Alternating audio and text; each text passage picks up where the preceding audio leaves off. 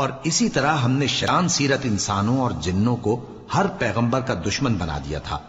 وہ دھوکہ دینے کے لیے ایک دوسرے کے دل میں ملمہ کی ہوئی باتیں ڈالتے رہتے تھے، اور اگر تمہارا پروردگار چاہتا تو وہ ایسا نہ کرتے. سو ان کو اور جو کچھ یہ افطرا کرتے ہیں اسے چھوڑ دو.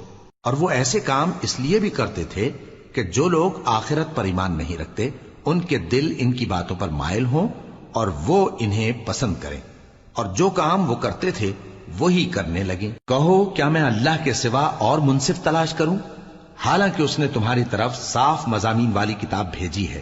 اور جن لوگوں کو ہم نے کتاب یعنی تورات دی ہے وہ جانتے ہیں کہ یہ تمہارے پروردگار کی طرف سے برحق نازل ہوئی ہے.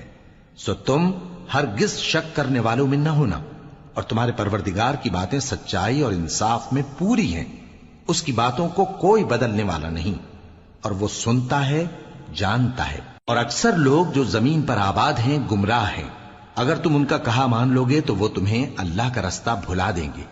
یہ محض گمان کے پیچھے چلتے اور نرے اٹکل کے تیر چلاتے ہیں.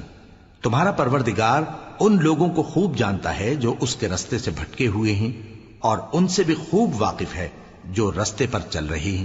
سو جس چیز پر ذبح کے وقت اللہ کا نام لیا جائے اگر تم اس کی آیتوں پر ایمان رکھتے ہو تو اسے کھا لیا کرو.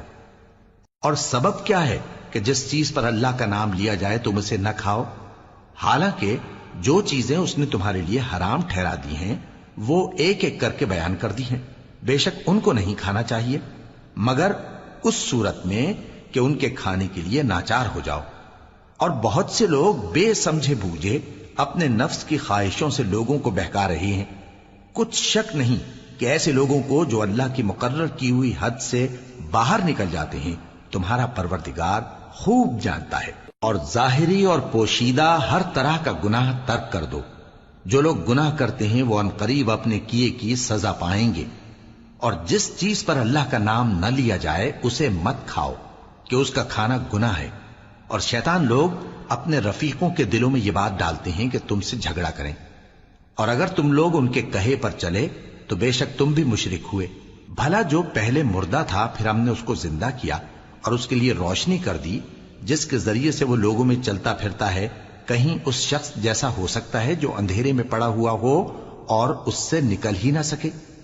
اسی طرح کافر جو عمل کر رہے ہیں وہ انہیں اچھے معلوم ہوتے ہیں.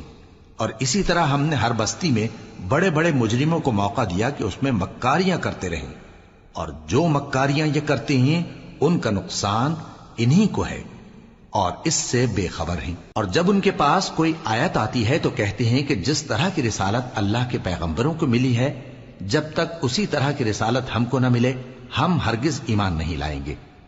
اس کو اللہ ہی خوب جانتا ہے کہ رسالت کا کون سا موقع ہے اور وہ اپنی پیغمبری کسے عنایت فرمائے.